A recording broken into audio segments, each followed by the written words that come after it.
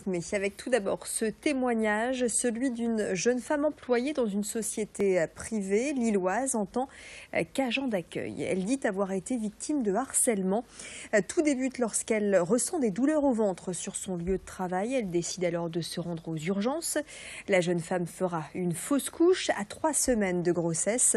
Après 15 jours d'arrêt maladie, Vanessa dit avoir constaté quelques changements, notamment au sujet de ses effets personnels sur son bureau, effets personnels qui auraient été déplacés, des changements que la jeune femme traduit par une volonté de la part de son employeur de la remplacer.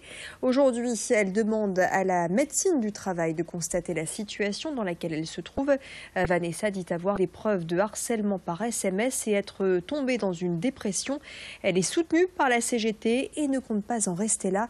Je propose de l'écouter s'exprimer au micro de Vincent Vieillard. Ça m'a mis dans une dépression quand même, parce que j'avais du mal à reprendre goût à la vie. J'avais même plus de patience pour mon propre enfant. Je pensais que c'était lui qui avait changé, qui était devenu plus turbulent, mais en fait c'est moi qui ai moins de patience à cause de tout ça. Et petit à petit, j'essaye de reprendre goût à la vie. J'ai des cachets aussi pour dormir, parce que je pense beaucoup le soir, j'ai du mal à dormir.